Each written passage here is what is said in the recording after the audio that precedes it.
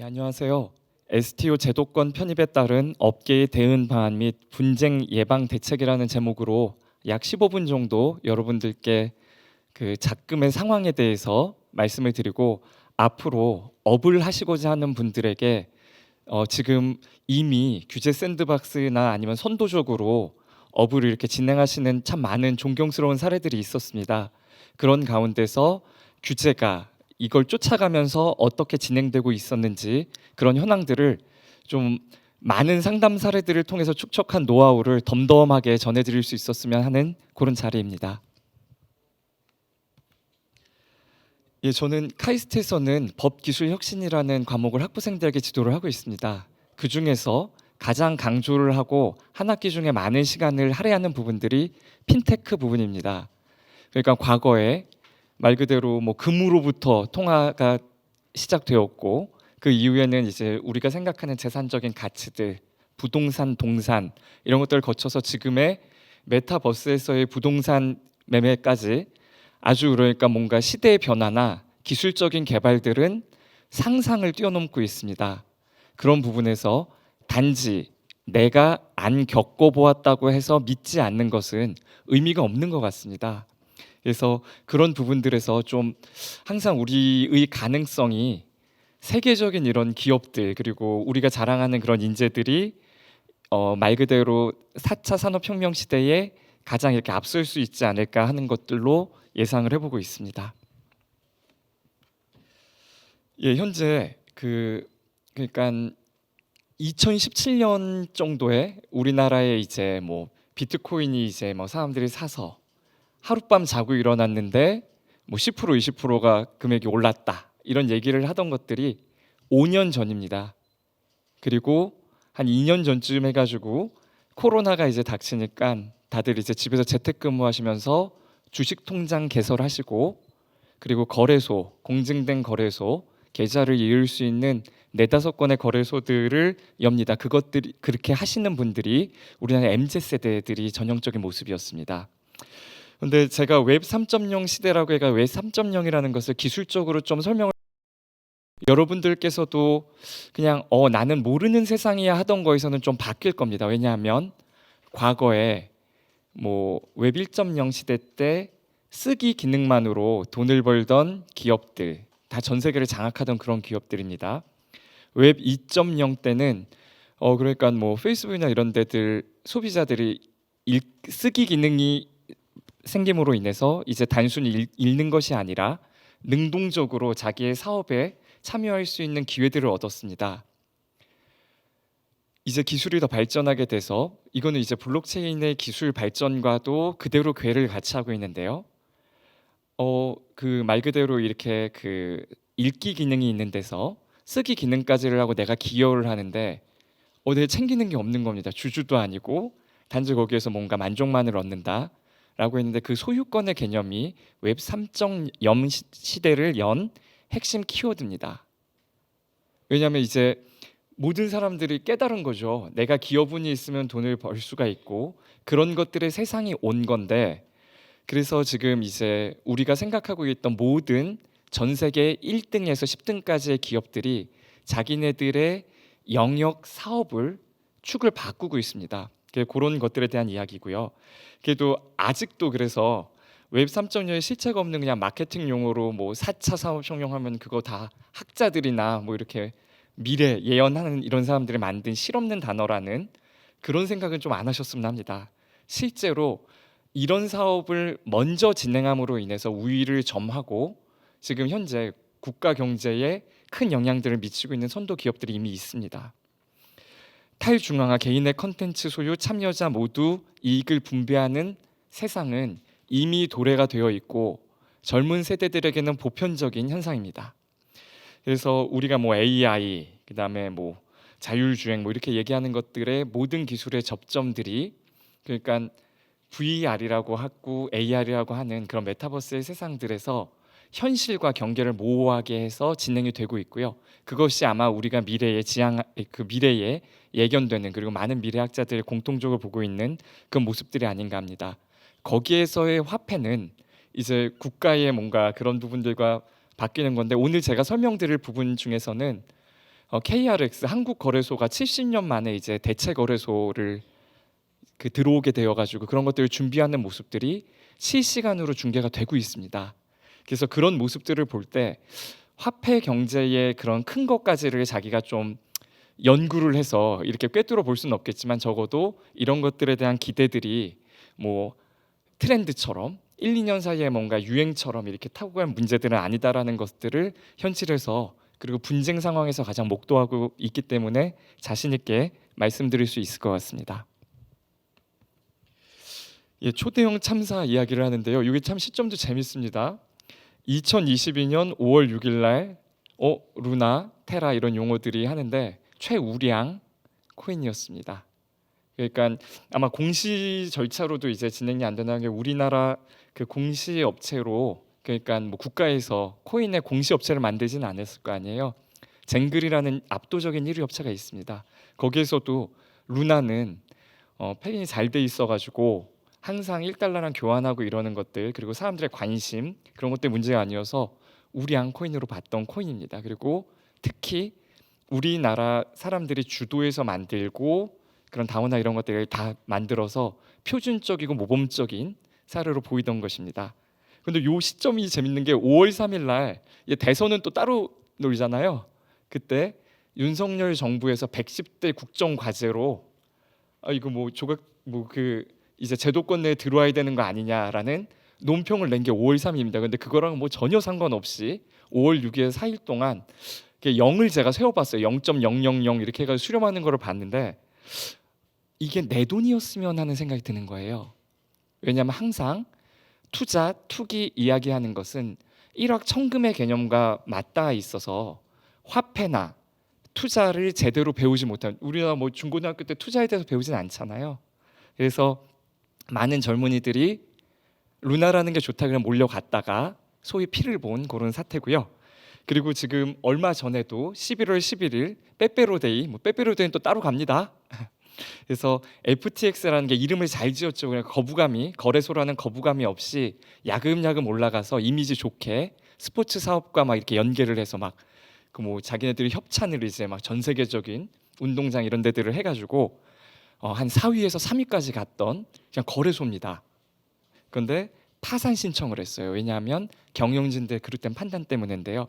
그렇게 하면서 뭔가 우리가 되게 완벽할 거라 믿고 다층적으로 검증이 되던 뭔가 그런 경영 구조에 문제가 있는 거 아니냐. 결국 또 사람이 좌우하거나 아니면은 원래 실체들이 없던 거에서 이게 투기를 하는 것들에서 이렇게 돈을 모으면 항상 개념이 있잖아요. 뭔가 투자를 계속 이렇게 모아서 MM이라고 하죠. 마켓 메이킹 하시는 분들이 그 금액들을 올리고 누군가 먼저 선점을 한 세력들이 자기가 원하는 금액이 나왔을 때 일순간 빠져나가는 게 그런 게 반복이 되는 거잖아요. 그래서 그런 것들에 대해서 다시 한번 위기가 오는 게 아니냐가 5월 11월 해가지고 고조가 되어 있는 현재 시점이고요. 그리고 초대형 참사에 이어서 국가적으로도 지난 정부 때 풀어놓았던 돈을 수금을 해야 됩니다. 금리를 아주 살인적으로 올리고 있는데요. 금리는 가장 솔직한 수단입니다. 그냥 금리를 올리면 시중에 돈이 마릅니다. 그것과 같이 두 개의 참사화 해가지고 내년의 모습을 결정해 볼 수 있을 것 같습니다. 일단 좀 원론으로 먼저 돌아가는 설명이랑 조금 있다가 어떻게 해서 그러니까 조각 투자라는 것에 가이드가 나왔기 때문에 STO에 대해서 이제 또 가이드를 만든다라는 게 불과 반년 정도 사이에 아주 좀 제가 이렇게 실제로 한 5년 정도 이렇게 지켜보면서는 외부에서 지켜보면서는 이런 속도로 이루어질까라는 것들을 예측 못한 부분들이 역시 아주 좀 빨리 진행이 되고 있습니다. 그래서 그런 분들 말씀드릴 건데요. 일단 STO의 개념에 대해서 뭐 기조연설이나 이런 부분에서 좀 확실하게 짚고 넘어간 부분이 없어서 저도 제 나름대로 한번 설명을 드리겠습니다. 그러니까 증권형 또는 증권 토큰을 이야기하는 건데요. 그거는 그러니까 어찌되었던 나의 권리가 화체되어 있고 그거의 투자로 뭐 내국인이나 외국인이 이제 우리한테 투자를 할 때 일단 한번 그 투자의 금액에서 했으면 그 투자가 성공하든 안 하든 더 돈을 내는 그런 수금 없는 거가 증권의 개념이고요. 그렇게 했을 때 그거를 형식을 토큰이라는 블록체인 기술과 함께 발달한 하나의 기술상, 그러니까 뭐 우리가 지향하는 분산 원장을 가지고 있고 투명한, 그리고 뭐 뭔가 이렇게 세력 단일화된 그런 세력들이 아니라 여러 명의 감시와 좋은 여론, 좋은 이런 것들에서 갈 수 있는 형식으로 새로운 뭔가를 하는 건데요. 이게 지금 여러분들께서 앞에 증권을 붙였기 때문에 증권형 또는 증권 토큰으로 이제 가이드에서 아마 소개가 되면 이름이 붙어서 갈 것 같습니다. 뭐 가상 자산이 있었고 지금 이제 디지털 자산 이야기를 하고 있는데 뭐 이런 용어들이 사실은 면밀하게 보면 담고 있는 의미들이 있을 거예요. 왜냐하면 제가 뒤에서 말씀드려야 되는, 나중에 업을 하시는 분들이 이제 주안점으로 규제는 들어간다라는 부분에서 이용자 보호, 투자자 보호, 소비자 보호, 어떤 용어인데 용어들은 다 다르죠. 왜냐하면 증권으로 세게 보았으면 증권은 투자의 대상이니까 투자자 보호라고 할 거고, 디지털 자산을 이용하는 사람이라고 하면 이용자 보호라 할 거고, 물건처럼 이렇게 갖다 쓰는 거라고 생각하면 소비자 보호라고 할 겁니다. 근데 그런 어감들이 말이 지어내는 힘들이 있어서 되게 중요한 용어들인데 어떻게 결정될지는 좀 지켜봐야 될 것 같습니다. IPO와는 많이 다르겠죠. 그러니까 맨 처음에 증권 신고서나 이런 것들을 여러분들 그 KRX에 들어가가지고 양식을 보고 그러면 그냥 개인이나 이런 분들이 어지간한 전문가 아니면 그걸 채워넣을 수가 없어요. 본인의 회사나 이런 것들에서 상장을 할 때 주식들을 자본을 얼만큼 모을 거며, 그리고 이미 뭐 투자 같은 것들 많이 받으셨기 때문에 주식 관계나 이런 것들이 여러분들이 그냥 머리 쓰거나 얼마 투자 받았고 얼마 주식 발행했고 이렇게 해가지고 할 수 있는 게 아니라 자기네들의 실제 매출, 재무제표나 이런 것들을 봤을 때 현상들을 굉장히 정확하게 작성을 해야 되고 그거에 대해 책임을 져야 됩니다. 신고서나 이런 것들이 있는 이유는 아까 말씀드리듯이 시장의 경쟁은 반드시 실패를 해요. 왜냐하면 일확천금을 바라고 돈 앞에는 장사가 없기 때문에 시장을 교란하고 돈을 그냥 뭐 말 그대로 옆에 정말 우리가 공생하고 이러는 사람이 없는 것처럼 돈을 정말 무차별히 뺏어가는 세력들이 있습니다. 그래서 그런 것들을 막기 위해서 우리의 규제, 최소한의 규제라도 있어야 되겠다라는 항상 움직임이 있는 거고요. 그래서 과거에 대해서도 아까 기조연설에서 이정수 교수님께서 잘 말씀을 주셨는데, 그냥 사실 STO라는 거는 기술적인 발달에 의해서 좀 지향을 하고 있는 부분이었습니다. 왜냐하면 법리적으로나, 왜냐하면 기존의 증권 시장이 있었기 때문에 토큰에 증권을 결부한다라는 것은 결국은 그냥 가는 방향이었어요. 근데 하도 2017년에 말을 세게 하니까 이건 뭐 사기 아니냐는 식으로 되어 있어가지고 다 참 웃기잖아요. 뭐 발행사, 기술사 해가지고 싱가포르에 발행사 놓고 국내의 기술사들 다 한국 사람들이 하는 건데, 그런 식으로 해가 외화 유출이나 이런 것들 많아서 가장 먼저의 규제도 전 세계적으로 같은 동향입니다만 이제 가산 자산이라고 해가지고 맨 처음에 이제 세금 어떻게 얻을 거냐 해서부터 먼저 규제가 들어가는 것처럼 STO는 사실 그냥 당연히 규제 대상인가 그런 것들은 아니었던 것 같습니다. 결국 가는 방향으로 기술적인 부분과 사회적인 합의가 중요한 부분이었던 것 같고요. 5월 3일에 올해 5월 3일입니다. 그러니까 불과 반년 전에 기존에 있던 자본시장법의 규율에 따르고 여기에 적합하지 않은 것들은 디지털 자산법을 새로 만들어가지고 포섭해야 되는 게 아니냐라는 허용할 방침을 세웠고요. 그에 따라서 금융위원회 등 5개 기관이 공동으로 이제 준비를 하고 있습니다. 그래서 뭐 종류는 위의 것들은 이제 좀 의미가 없고요. 과거에 혼선이 있었던 측면들에서, 그러니까 오늘 이제 뮤직하우 얘기가 아직 안 나왔는데, 뮤직하우가 어떻게 지금까지 행동이, 그러니까 말 그대로 사업을 업을 이끌어왔고, 그리고 그 6달 동안 이제 규제를 바꾸라 그랬을 때 고친 것들이 한 5, 6개가 있는데요. 그런 것들이 이제 다 공개가 되어 있습니다. 홈페이지에. 그런 내용들을 보면서 이 규제 지도를 받았겠죠. 행정 지도를 받았던 그 결과들을 두고 있기 때문에 사실 가이드, 앞으로 나올 후반기 가이드가 그렇게 궁금하지 않습니다. 그리고 특히 NFT에 대해서 가이드라인에 마련되어 있던 거에 많은 힌트를 얻을 수 있습니다. 그래서 증권 토큰의 혁신성은 제가 실제로 사업을 하고 실제로 IPO하는 과정을 겪어 보았을 때 맞춤형 증권을 발행할 수 있어서 뭔가 좀 예전에, 그러니까 상상 속에서 규제가 있고 그거에 끼워 맞추던, 지금 말 그대로 6개 증권이 있으면 거기 하나 끼워 맞춰야 되잖아요. 그래서 뮤직하우에 대한 해석도 상당히 고심고심을 해가지고 이제 투자형은 나온 건데, 그런 것들이 그럼 전례가 있느냐 뭐 하면은 없습니다 하면은 사실은 좀 또 이게 무슨 이게 나라냐 뭐 규제냐 뭐 이렇게 되는 것 같아요. 그래서 그런 반복을 하지는 않고 어찌 되었던 좀 기상천외하지만 뭔가 이게 될 것 같다라는 혁신형의 증권들을 발행할 수 있는 그런 기회들이 이제 생길 거라고 기대를 해볼 수 있고요. 비정형적인 권리의 유통인데 사실은 조각 투자 같은 것들이 용어도 뭐 분할 뭐 소유라고 해야 될지 뭐 아니면은 그냥 말 그대로 지금 부동산 등기에서 그냥 소유권을 나눈 거면은 만명 등기를 해야 되는 거죠. 동산도 귀금속 관련해 가지고 다 등기들이 됩니다. 그래서 그런 것들을 해야 되는 기존의 그것들이 있는데 한 명이 도맡았기 때문에 그걸 금융으로 봐가지고 해야 되는 그런 구조도 원론적으로는 누군가는 사실 의문을 제기해야 되는 부분들이었습니다. 그래서 저비용이라는 게 이제 스마트 계약이라는 게 지금은 그래서 이것도 기술적인 또 발전이 어떻게 되는지도 보아야 되는데 어찌됐든 저비용은 맞습니다. 그래서 지금 미러링으로 어찌됐든 두 군데에 이제 그 뭐 기재를 해가지고 해야 되는 구조로 아마 당분간은 시작되고 갈 것 같은데 그런 것들도 과감하게 이제 말 그대로 네가 알고 내가 알고 투명한 게 보증이 된다라고 하면은 가는 그런 구조들이 이제 웹 3.0 시대의 개념어이고 기술의 발전은 멀지 않아서 이렇게 도달을 할 것 같습니다. 그래서 규제 확립의 필요성을 보면 계속 뭐 우리나라에는 규제가 없다 한 게 지금 5년인데요. 근데 이제 어찌 되었던 금융위원회 부위원장님께서 공식적으로 그러면서 가이드라인을 발표하기로 되어 있기 때문에 이거는 뭐 국가의 약속이어서 나올 것 같습니다. 그리고 기대되는 그런 모습들의 힌트들은 NFT 관련해 가지고 힌트들이 다 있었습니다.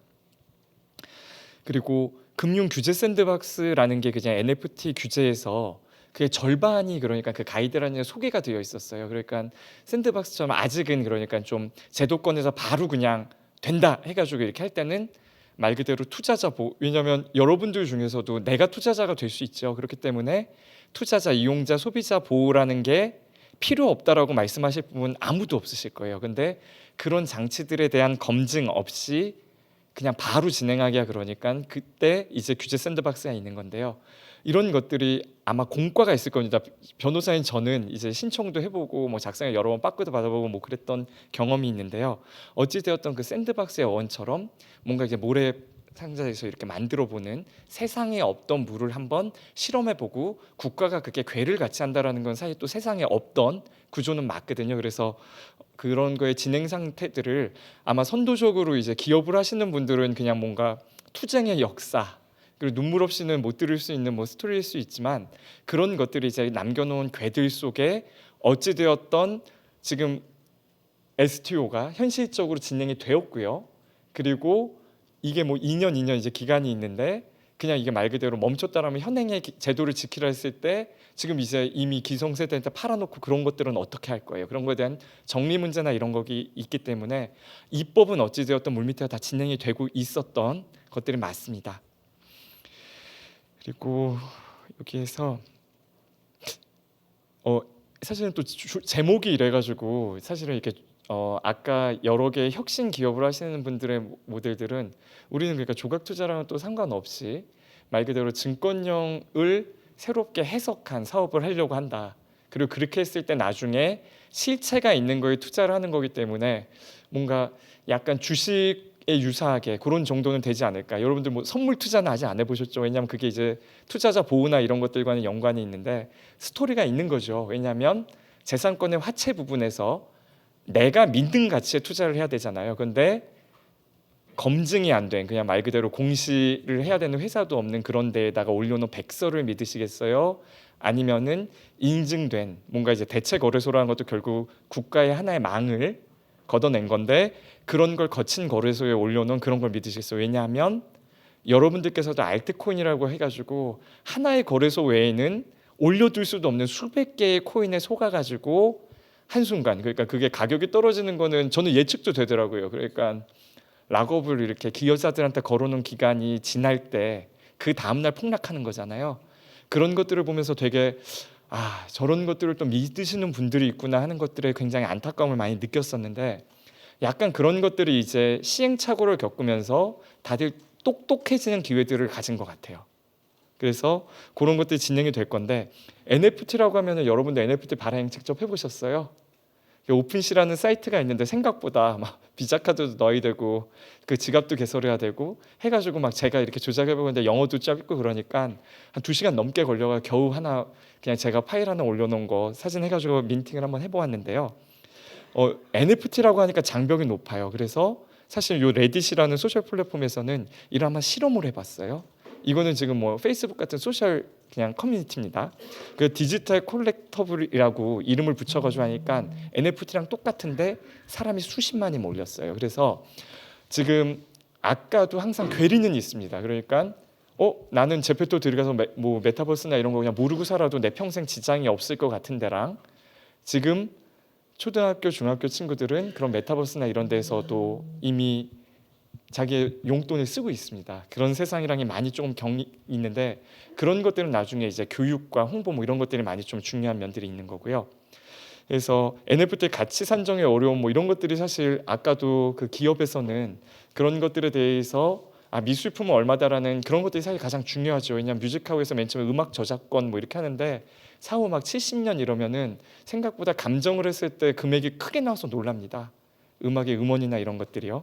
근데 그런 것들에 대해서도 같이 이게 가격 형성에 이런 것들을 어떻게 해야 될지를 이제 막 중지를 모아가지고 한번 이야기를 해보는 거죠. 그런 것들이 이제 의문이 풀려야 되는 시점이고요. 그리고 뭔가 시스템이 갖춰져야 되는 시점입니다.